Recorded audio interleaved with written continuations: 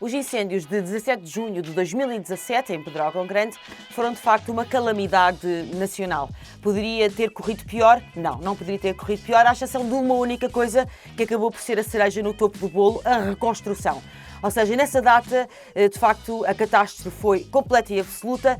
66 mortos, mais de 2 centenas de feridos, alguns deles em estado muito grave, centenas de casas destruídas e mais de 50 empresas também completamente aniquiladas. Ora, aquilo que, no mínimo, um país civilizado tinha que garantir era que a reconstrução, nomeadamente a reconstrução a partir dos donativos, da generosidade dos portugueses, fosse absolutamente exemplar e que a gestão desse mesmo dinheiro, a gestão dessa massa monetária, fosse absolutamente criteriosa, absolutamente parcimoniosa. Foi isso que aconteceu? Não foi isso que sucedeu. Efetivamente, neste momento, o Ministério Público já abriu um inquérito a mais de 2 dezenas de pessoas, 2 dezenas de arguidos, na sequência da investigação da revista Visão e da TVI.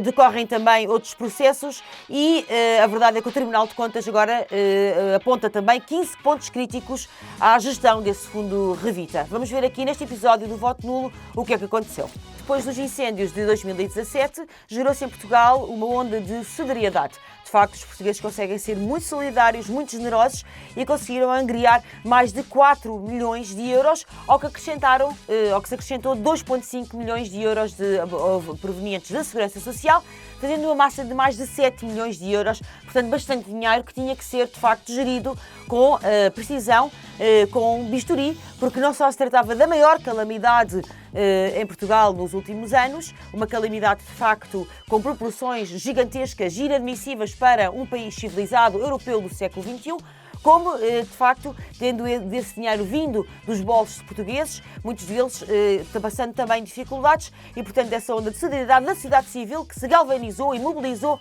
por estas vítimas, então isso exigia, de facto, critérios muitíssimo apertados, uma malha muitíssimo, de facto, capaz para que tudo corresse, apesar de tudo ter corrido mal antes, tudo pudesse correr melhor depois. Mas não foi isso que sucedeu. Aliás, o Tribunal de Contas diz mesmo que tudo o que poderia ter corrido mal na gestão destes fundos correu mal. Ou seja, tudo o que podia ter corrido mal, correu mal, segundo o Tribunal de Contas, nestes fundos da Revita.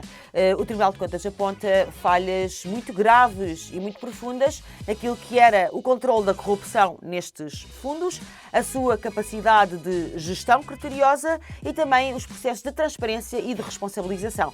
Ou seja, naquilo que são os pontos mais críticos, a gestão do fundo Revita falhou clamorosamente. Há omissão de datas que justificaram decisões, há requerimentos que não têm datas, não há nomes dos técnicos que analisaram processos, enfim, tudo parece ter sido feito de uma forma atabalhoada, tudo parece ter sido gerido mais ou menos com os pés e os juízes do Tribunal de Contas, de facto, são impiedosos e bem, eles elencam vários pontos, os juízes do Tribunal de Contas elencam vários pontos, a saber, por exemplo, a insuficiência dos sistemas de controle e gestão de riscos éticos, um grau de transparência não satisfatório, a utilização do modelo de gestão que, para além de nem ter sido sempre aplicado, por outro lado, não assegurou devidamente os princípios de segregação de funções.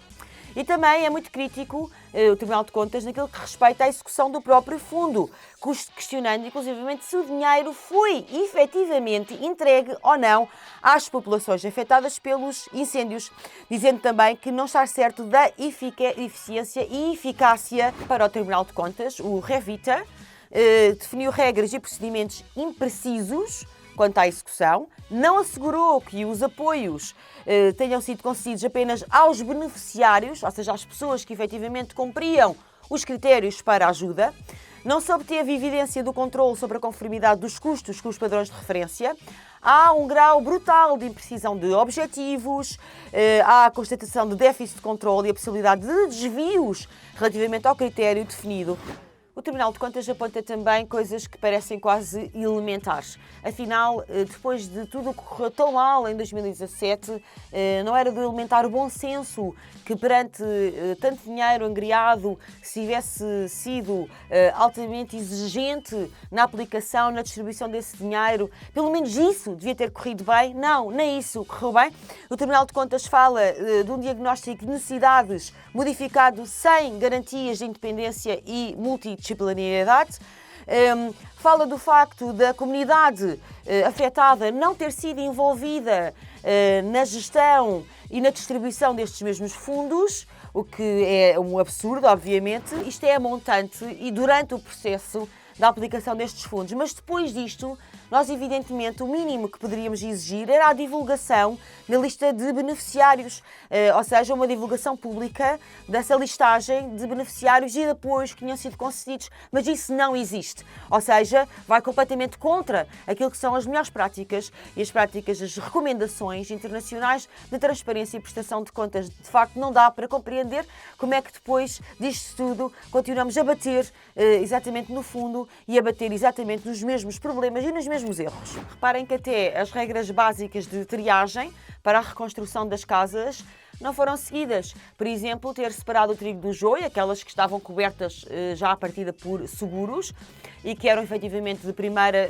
habitação, não foram efetivamente separadas aquelas que não eram de primeira habitação ou cujos danos e estragos já estavam cobertos pelas seguradoras. Para comprovar que isto era de primeira habitação, havia documentos fáceis, evidentemente, para fazer justamente prova, que não foram solicitados. Portanto, para comprovar a existência de uma primeira habitação, nem sequer foi pedida a conta de luz ou do NIF, do número de fiscal, e no princípio acho que só a caderneta, em muitos casos só a caderneta predial é que foi requerida e portanto, enfim, bar aberto para a trafolhice, bar aberto para a corrupção, estava estendida a passadeira vermelha e efetivamente quando é assim acontece. E portanto, se há uma boa lição a tirar desta história é que nunca é demais, antes pelo contrário, garantir que estes mecanismos de controlo e de combate à corrupção estão acionados e ativos desde o primeiro momento, porque caso contrário, se pode correr mal, vai correr mal. Também outra situação apontada por o Tribunal de Contas relativamente ao Revita